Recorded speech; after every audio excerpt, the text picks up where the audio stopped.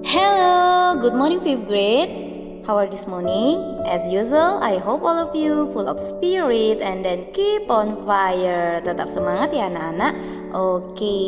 Today is Thursday, the 18th of March 2021. Hari ini adalah hari Kamis. Students, before we start our lesson, it's better if you pray first. Berdoa dulu ya anak-anak. Today we are going to learn about tema 8, subtema 3, pembelajaran 5 dan 6. Nah, di buku kamu halaman 125 ada berupa percobaan, di mana percobaan mengenai mengetahui tingkat pemborosan air. Percobaan tersebut telah menunjukkan pemborosan air yang sering terjadi di lingkungan rumah tangga. Dari jumlah air yang terbuang, kamu dapat memperkirakan pemborosan yang terjadi. Sekarang, apa tindakanmu untuk menghemat pemakaian air? Nah, di sini kita akan lihat bagaimana cara dalam menghemat air. Nah, di buku kamu tentang penghematan air. Amatilah penggunaan air di rumahmu. Air digunakan untuk mandi, mencuci pakaian, memasak, dan mencuci piring. Berapa banyak air yang digunakan di rumahmu setiap hari? Walaupun hingga saat ini air selalu tersedia di alam, tetapi kita harus menggunakan air secara bijaksana. Menghemat penggunaan air sangat bermanfaat, terutama jika air diperoleh melalui pompa air listrik atau PAM. Semakin sering kita menghidupkan pompa tersebut, semakin besar tagihan listrik yang harus kita bayar. Demikian juga jika menggunakan air dari PAM. Semakin banyak air yang kita pakai, tagihan air per bulannya juga semakin besar.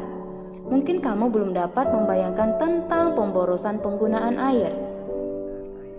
Nah, selanjutnya di sini kita akan bahas mengenai cara ataupun tindakan-tindakan dalam penghematan air yang dapat kalian lakukan. Nah, yang pertama sekali, kamu boleh mematikan keran air setelah menggunakannya. Yang kedua, menggunakan sedikit deterjen pada saat mencuci pakaian. Yang ketiga, mandi menggunakan shower. Yang keempat, menggunakan air bekas cucian beras untuk menyiram tanaman.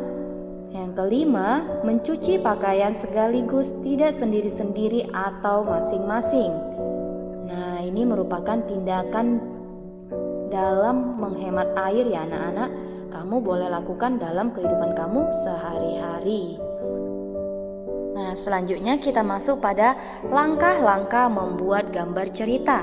Nah, adapun langkah-langkah yang pertama sekali kamu lakukan yaitu persiapan bahan dan alat, di mana sebelum menyiapkan bahan dan alat, sebaiknya kamu tentukan dahulu jenis teknik yang akan kamu gunakan, baik itu teknik basah atau teknik kering. Setelah itu, persiapkan alat dan bahannya.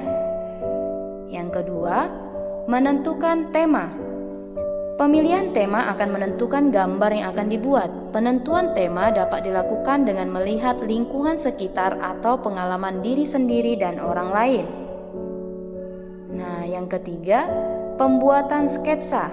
Setelah menentukan tema, langkah selanjutnya yaitu membuat sketsa. Sketsa sebaiknya dibuat lebih dari satu agar kita dapat memilih yang terbaik. Yang keempat, mengenai penyelesaian gambar. Nah, di sini dari beberapa sketsa yang dibuat dapat dipilih satu yang menurutmu paling baik. Kemudian sempurnakan dengan menghapus garis-garis yang tidak perlu dan menambah garis atau coretan yang dirasa perlu agar gambar tampak lebih hidup. Jika sudah mantap, warnai gambarmu dengan rapi. Kamu dapat mewarnai dengan teknik basah atau teknik kering. Nah, pewarnaan dengan teknik basah menggunakan cat air, cat minyak, atau tinta. Sebaliknya, pewarnaan dengan teknik kering menggunakan pensil warna, krayon, atau oil pastel. Nah, itu dia perbedaan dari teknik basah dan teknik kering ya anak-anak. Sebelumnya juga kita sudah pernah membahas tentang cara maupun teknik dalam mewarnai gambar. Selanjutnya kita masuk pembelajaran 6. Nah, di sini pada pembelajaran 6, setelah menentukan tema dan membuat sketsa sesuai tema, tahap berikutnya ialah mewarnai gambar. Nah, di sini ada beberapa macam teknik pewarnaan. yaitu pewarnaan basah dan juga pewarnaan kering.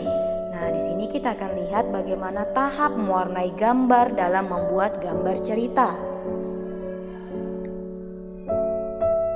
Adapun tahap mewarnai gambar dalam membuat gambar cerita, yang pertama, teknik pewarnaan itu terbagi menjadi dua, yaitu teknik basah dan juga teknik kering, di mana teknik basah menggunakan media yang memerlukan pengencer, misalnya tinta, cat air, atau cat minyak. Sedangkan teknik kering menggunakan media yang tidak memerlukan bahan pengencer, misalnya pensil warna, krayon, atau oil pastel. Nah, itu dia perbedaan dari keduanya. Nah, selanjutnya kita masuk pada pembelajaran. Nah, di sini kamu bisa lihat contoh dari gambar sebelum diwarnai atau setelah diwarnai. Nah, ya, gambar yang pertama itu masih gambar yang belum diwarnai. Sedangkan gambar yang kedua sudah menjadi gambar jadi atau gambar yang sempurna. Oke, selanjutnya kita masuk kepada toleransi, di mana keunikan keragaman budaya Indonesia dalam Festival Kuwung 2016. Nah, di sini adapun keunikan dari keragaman budaya Indonesia dalam Festival Kuwung ini adalah Festival Kuwung merupakan acara seni dan budaya sekaligus pesta rakyat yang paling ditunggu-tunggu kehadirannya setiap tahun. Festival yang digelar dalam rangka Hari Jadi Banyuwangi ke-245 ini menyuguhkan beragam tradisi daerah yang dikemas dalam sebuah pertunjukan yang megah. Festival Kuwung 2016 mengangkat tema Kembang Setaman Bumi di Belambangan. Tema ini sebagai perlambangan keharmonisan hidup masyarakat Banyuwangi yang terdiri dari berbagai etnis dan latar belakang budaya. Di Banyuwangi, beragam etnis seperti suku Jawa, suku Using, suku Bali, etnis Madura, etnis Tionghoa, etnis Arab menjadi penduduk daerah yang telah berpuluh tahun hidup berdampingan dalam kerukunan. Nah, ini merupakan salah satu contoh dari sikap toleransi. Nah, anak-anak, agar kamu lebih paham lagi mengenai cerita tersebut, kamu boleh membacanya di buku kamu masing-masing. Nah, anak-anak, setelah kamu membaca cerita tersebut, nah, kita akan menjawab beberapa pertanyaan yang ada di buku kamu. Nah, pertanyaan yang pertama, peristiwa apa yang terjadi pada teks uniknya keragaman Indonesia dalam Festival Kuwung 2016? Peristiwa peringatan Hari Jadi Kota Banyuwangi atau Harjaba ke-245 yang dimeriahkan dengan program pesta rakyat yang berisi program pentas seni dan budaya. Yang kedua, keberagaman apa yang ditampilkan pada teks tersebut? Tentang keberagaman seni budaya etnis dan suku yang ada di Banyuwangi berupa tarian, tradisi, adat istiadat, dan juga pakaian adat. Nah, selanjutnya, sikap apa yang dapat kalian tiru dari teks tersebut? Yang pertama sekali, mempelajari berbagai adat istiadat dan kesenian daerah untuk membantu melestarikan budaya Indonesia. Yang kedua, sikap saling menghormati dan menghargai antar suku maupun etnis yang ada sehingga timbul sikap kerukunan dalam usaha meningkatkan persatuan dan kesatuan di Indonesia. Atau ini disebut dengan sikap toleransi. Oke. Nah, selanjutnya kamu boleh lihat juga pada buku kamu mengenai keragaman seni dan budaya pada bacaan uniknya keragaman budaya Indonesia dalam Festival Kuwung 2016.